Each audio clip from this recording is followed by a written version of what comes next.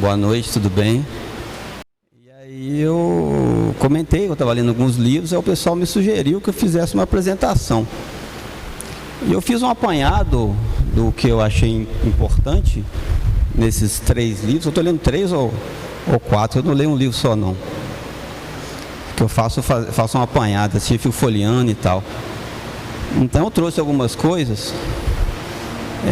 Então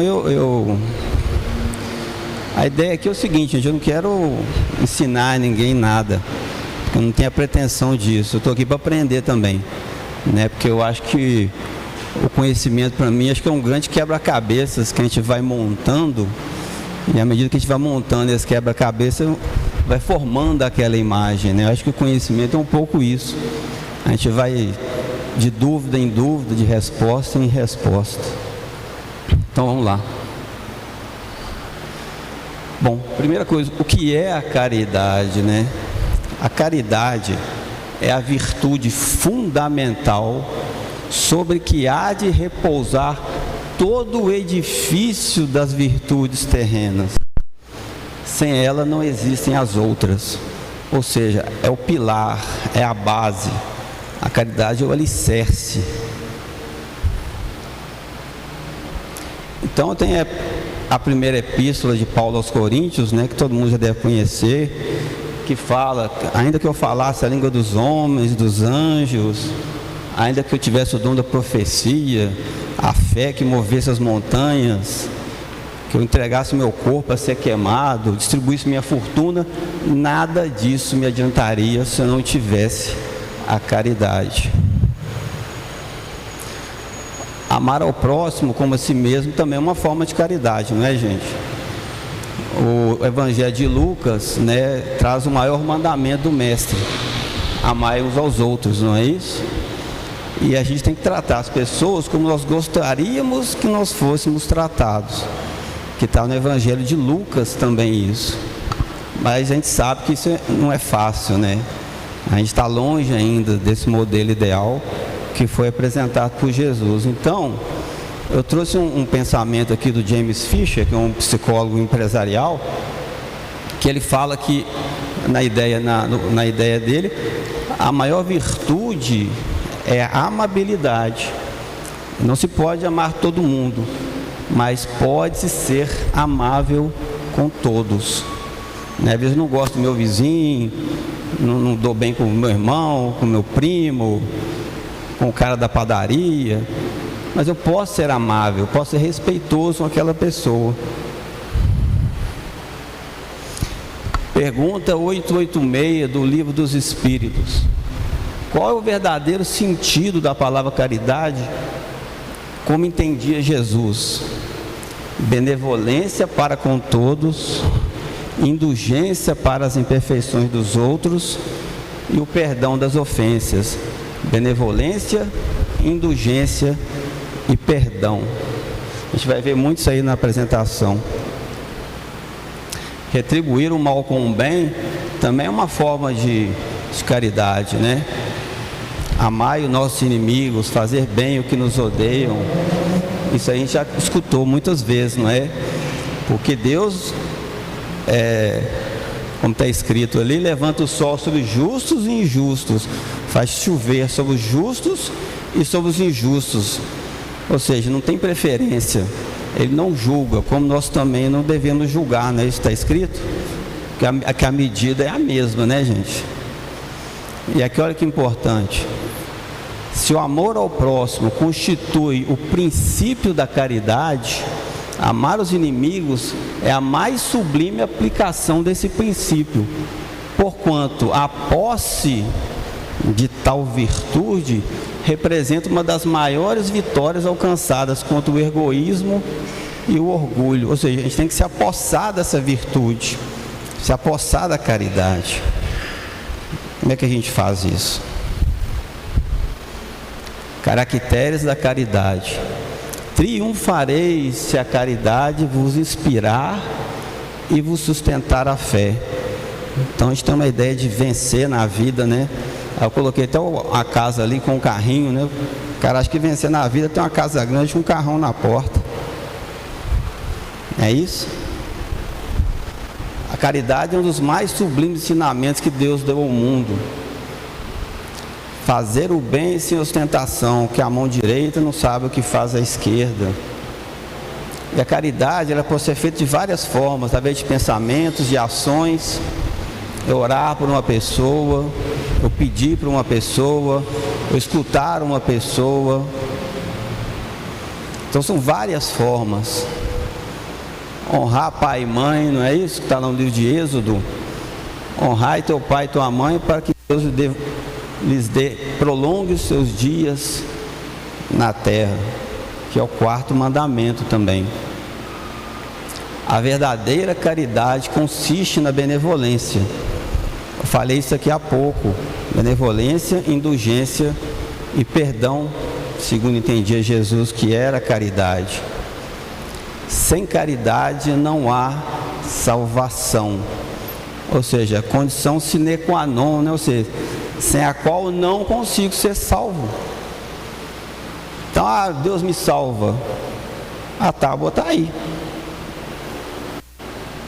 Não há caridade sem perdão, nem com o coração tomado de ódio. A gente que estuda, que lê a literatura espírita em vários livros, por exemplo, o Abismo, que os irmãos estão lá, eu até coloquei ali, os charcos pestilenciais, como o Ramatiz gosta de falar, ou seja, chafurdando na lama ali, porque eles estão o quê? Presos nos seus próprios pensamentos odiosos. Eles não conseguem sair dali. Aí passa que a caravana de irmão, aquilo ali não tem jeito. Por quê? Ele está acorrentado nele mesmo, no ódio que ele carrega, sabe lá há quanto tempo, que está ali chafurdando, pensando aquilo. Ou seja, como que ele vai sair dali? Perdoando. Porque o perdão, o que ele faz? Ele liberta. Então, enquanto você não perdoar, você vai ficar ali agrilhoado em você mesmo. Ou seja, a chave está na sua mão. Igual aqueles desenhos animados até com a bola, né? Do preso ali. A chave está na sua mão. Por que você não solta? O que te prende? É você mesmo. Condição absoluta da felicidade futura, nessa vida e na outra. Por que eu não sou feliz? O que te falta?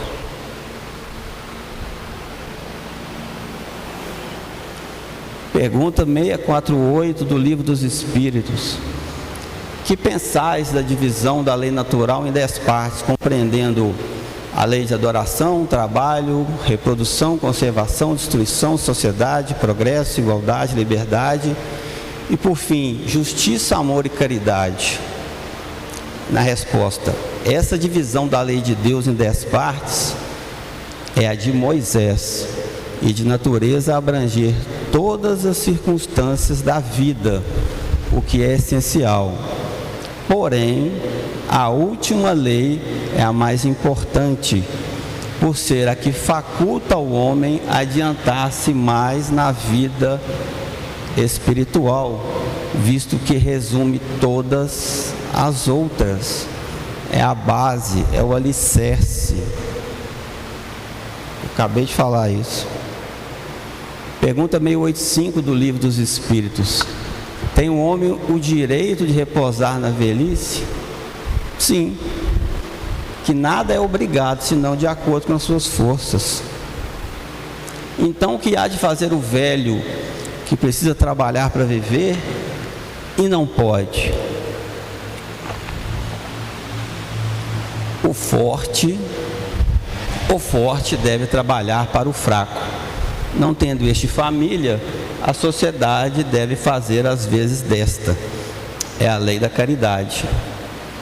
Agora, o que o jacaré forte faz com o jacaré fraco? Ele vai lá dar uma bocada de uma vez só e engole ele. Cadê a caridade? Evangelho segundo o Espiritismo, capítulo 15. Fora da caridade não há salvação. Então, todo mundo conhece essa passagem, né? Quando foi que te vimos com fome, com sede, te vimos despido, preso, doente, e te demos de comer, fomos te visitar, te hospedamos. Aí o que o rei falou? Toda vez que fizesse a um dos pequeninos, fizeste a mim mesmo. Então eu não estou ajudando uma pessoa dando uma cesta básica, eu não estou dando R$1 no sinal para o maltrapilho, eu não estou ali ajudando uma grávida que não tem condições de comprar uma fralda. Eu estou ajudando quem?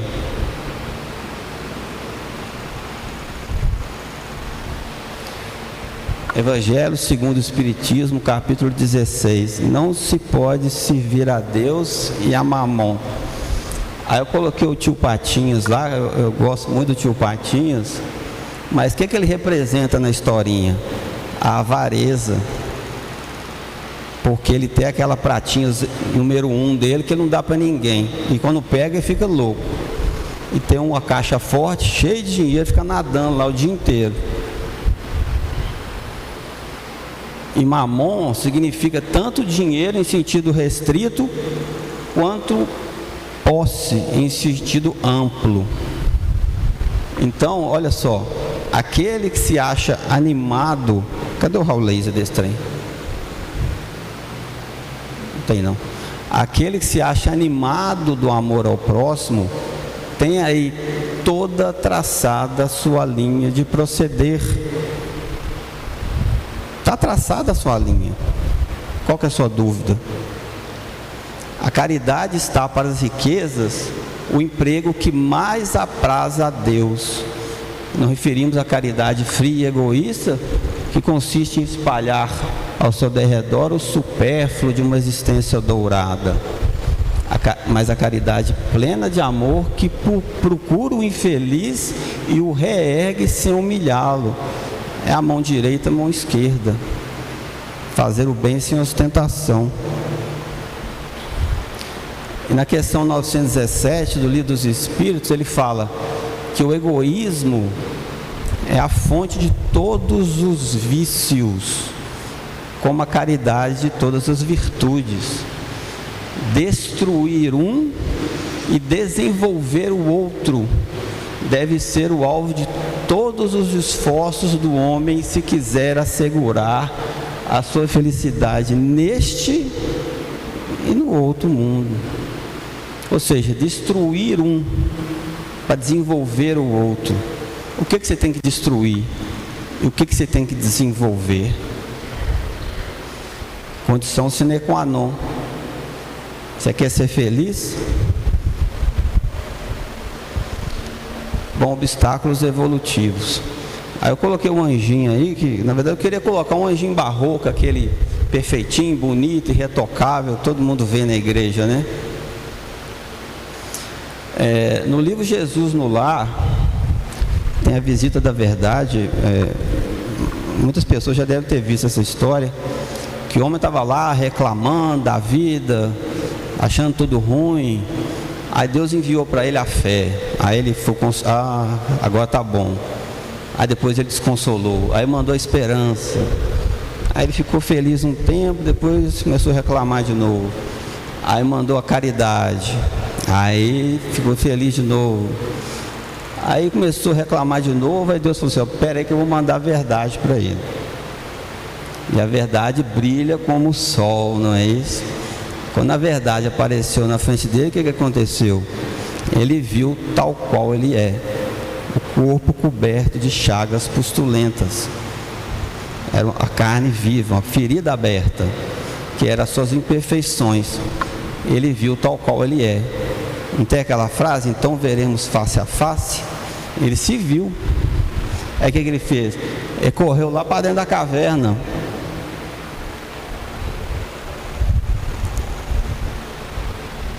Por que ele correu para dentro da caverna? Porque melhor para ele o que? Cultivar as ilusões, a fantasia do mundo, não ver a verdade, porque a verdade ela dói, ela machuca, e ninguém quer encarar a verdade. É mais fácil eu sentar ali e achar que está tudo bem. Então eu coloquei aqui, do que eu tenho medo? Ele tem medo da fé, da esperança, nada disso, ele tem medo dele mesmo. Porque ninguém quer ver tal qual ele é. Ninguém quer olhar no espelho e enxergar o que é realmente. É mais fácil eu achar que eu sou um anjinho barroco, perfeito, retocável, eu sou inteligente, eu sou sábio, eu sou tudo. Mas eu não quero ver meus defeitos. Eu prefiro viver de ilusão. A ilusão é uma coisa perigosa, porque ela não tem defeitos.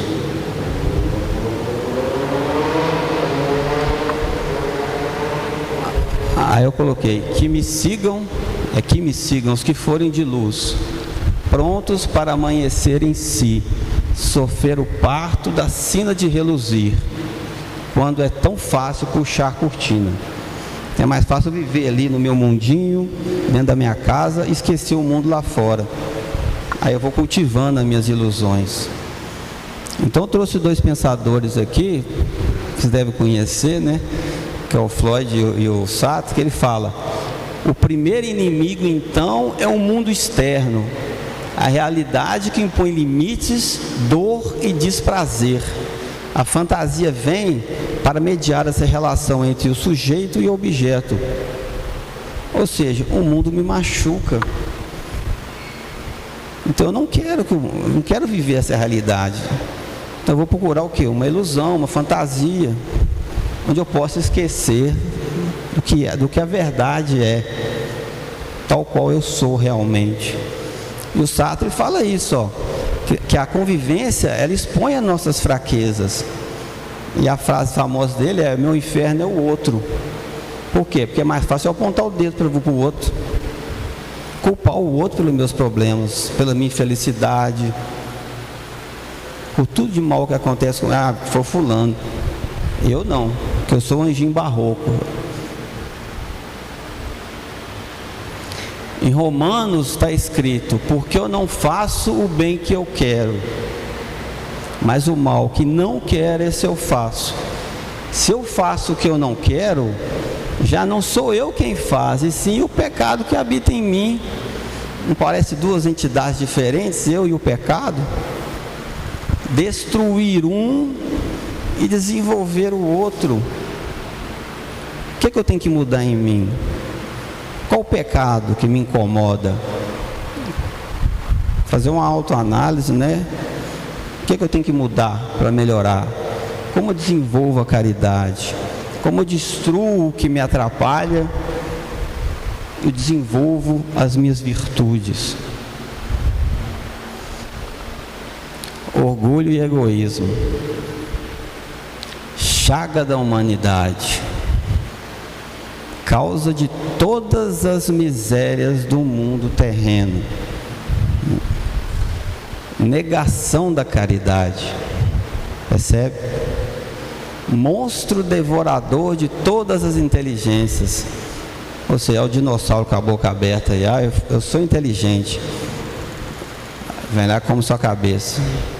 Ele atrasa o progresso moral terreno e é o maior obstáculo à felicidade dos homens.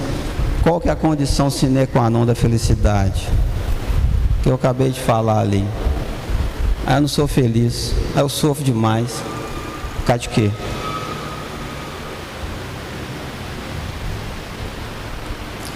O Evangelho segundo o Espiritismo: bem-aventurados os que são brandos, porque possuirão a terra. Os brandos e pacíficos, não é isso? Quando a humanidade se submeter à lei do amor e caridade, deixará de haver o egoísmo. O fraco e o pacífico já não serão explorados nem esmagados pelo forte e o violento. Ou seja, o forte come o fraco, né? Tal a condição da terra quando, de acordo com a lei do progresso e a promessa de Jesus, não é isso? Que os brandos possuirão a terra, se houver tornado o mundo ditoso, por efeito do afastamento dos maus. Ou seja, os maus não vão ter mais morada aqui. Não tem o expurgo aí, todo mundo fala, todo mundo lê, não sabe quando, não é isso? O planeta vai passar por um processo. Aonde você está na sua escala evolutiva? Qual o degrauzinho que você está?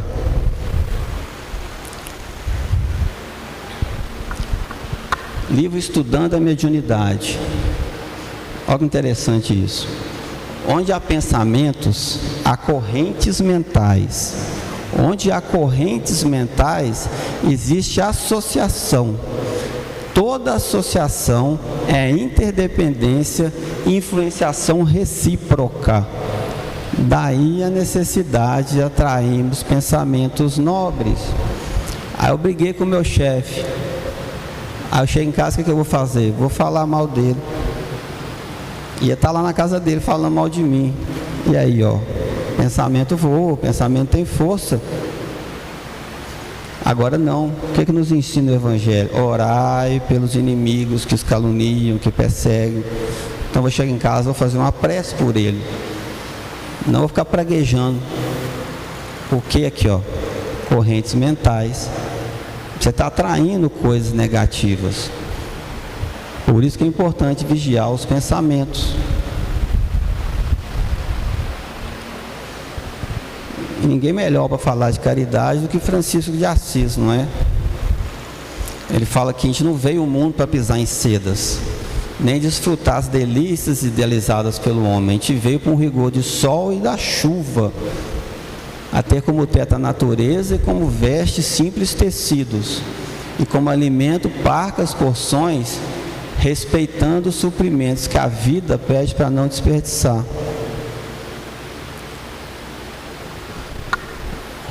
Agora, olha só isso aqui. Livro Diálogo com as Sombras, do Hermínio Miranda.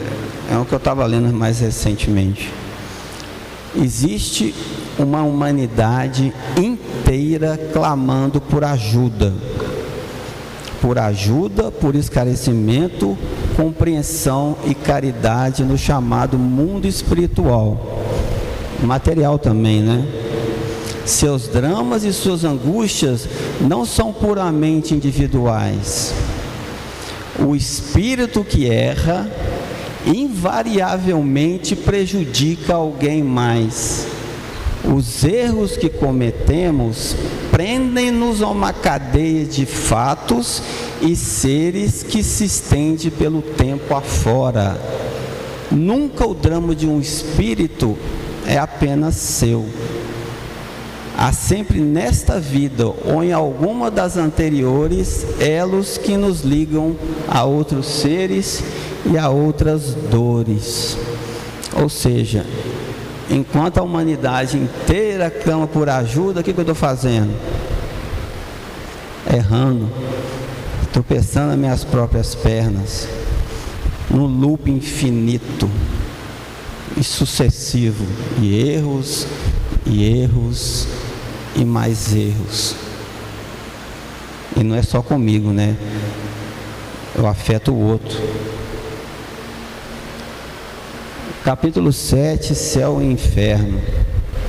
Não há uma única imperfeição da alma que não importe funestas e inevitáveis consequências. Como não há uma só qualidade boa que não seja uma fonte de gozo.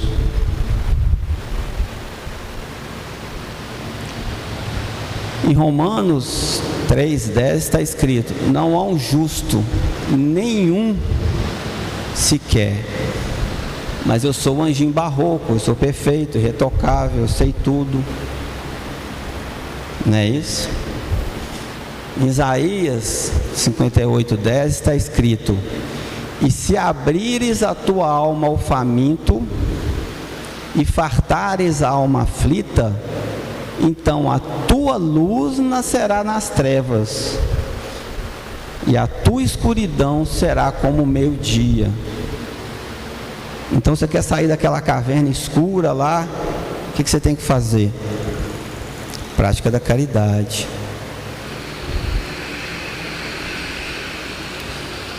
A Bíblia nos fala em Romanos 3,23 que todos nós pecamos e por isso estamos destituídos do amor de Deus, da glória de Deus.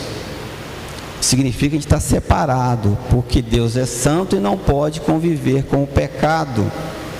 Mas Deus, na sua infinita misericórdia, o que Ele fez? Ele enviou seu Filho, porque a gente precisa de redenção. precisa de salvação, e a gente não consegue fazer isso sozinho.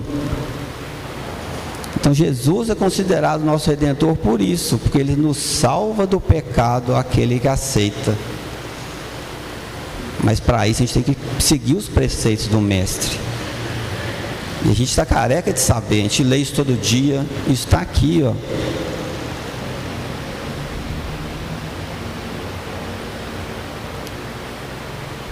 No Salmo 107 está escrito: então, na sua angústia, clamaram ao Senhor, e Ele os livrou das suas tribulações, tirou-os das trevas e das sombras da morte, quebrou as correntes que os prendiam.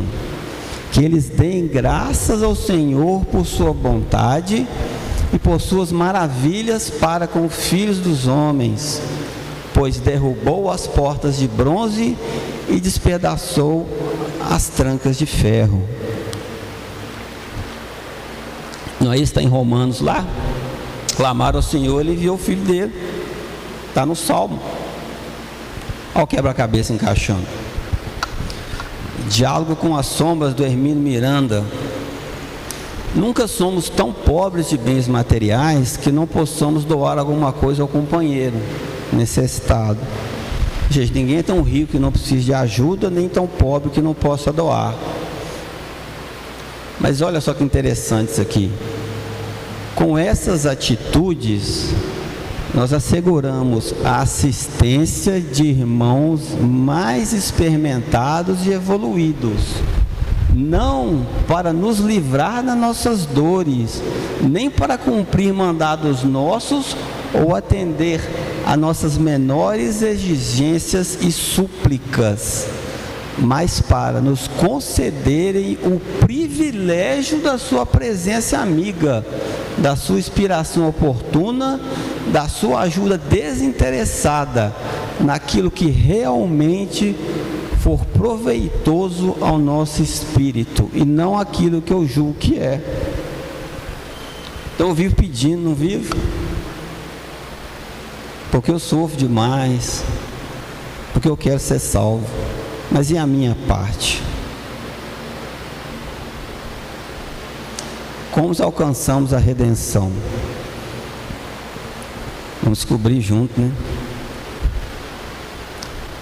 Ama sem paixão, espera sem angústia, trabalha sem expectativa de recompensa, serve a todos sem perguntar, aprende as lições da vida sem revolta, humilha-te sem ruído ante os desígnios superiores, renuncia a teus próprios desejos sem lágrimas tempestuosas, e a vontade justa e compassiva do Pai iluminar-te-á o caminho, constantemente o coração fraterno e o caminho redentor.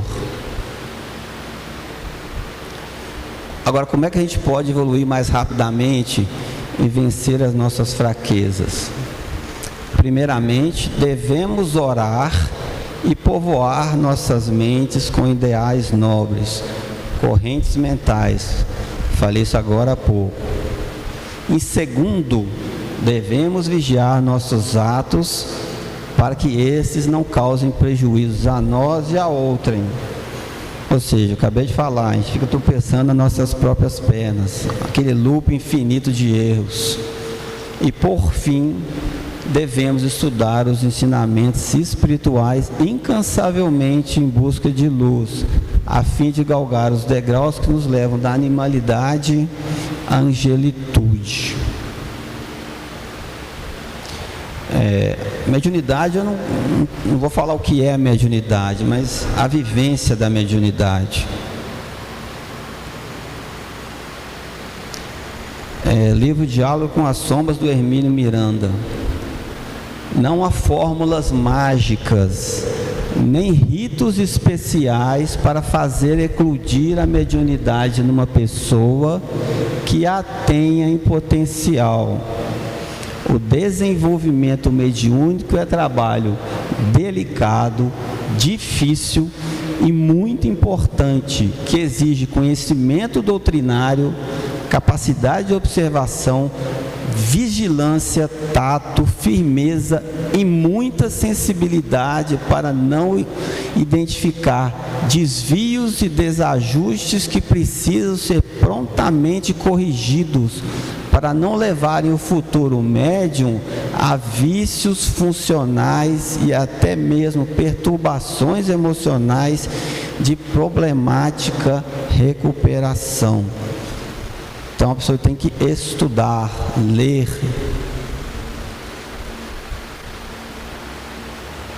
Livro de Diálogo com as Sombras também, do Hermínio Miranda. O relacionamento do mundo espiritual se reveste de enganosa simplicidade. Então, acho que eu li o Livro dos Espíritos, já decorei o Evangelho segundo o Espírito, eu estou sabendo de tudo. Tá, não. Eu já li mais de 200 mil livros. Olha o monstro devorador das inteligências. O mundo espiritual é um espelho do nosso. São homens e mulheres como nós mesmos, em vários estágios de desenvolvimento moral. Agora, olha isso aqui.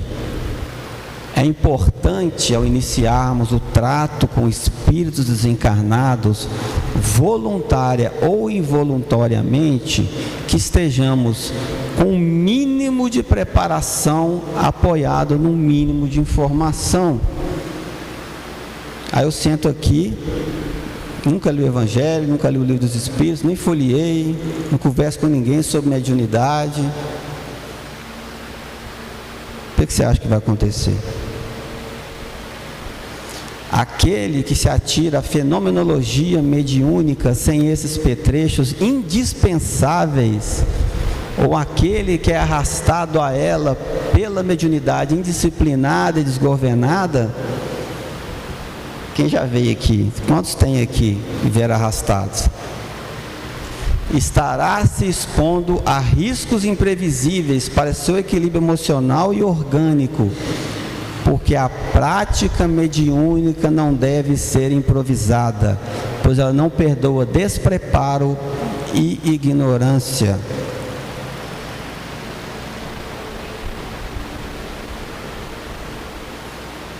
A mediunidade ideal é aquela que não desconhece o amor. O médium cristão, ele é medianeiro da caridade e não esquece a benevolência e o perdão, que mesmo açoitado, caluniado, apedrejado, preso, ele ergue a cabeça e sente compaixão pelos seus detratores.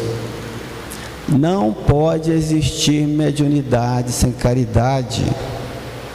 Olhemos o nosso semelhante com mais tolerância, investigando em silêncio as suas necessidades, e façamos o que pudermos em favor dele, porque é um gesto de luz que viverá eternamente nele e em você, no céu e na terra, como testemunha para a nossa paz. Está no livro Rosa Cristo, do Miramês. Livro Segurança Mediúnica, do João Nunes Maia. O doente de alma é um tesouro precioso, é um ponto alto para os nossos deveres, onde nós vamos encontrar com Cristo, abrindo os braços para nos acolher e nos ensinar as sublimes lições. Aquele que se entregou à mediunidade nas linhas traçadas por Jesus e nas diretrizes do codificador da doutrina, haverá de mudar os seus costumes antigos, incompatíveis com o ambiente do verdadeiro amor. A porta para a reforma íntima é a caridade, e não há caridade sem trabalho.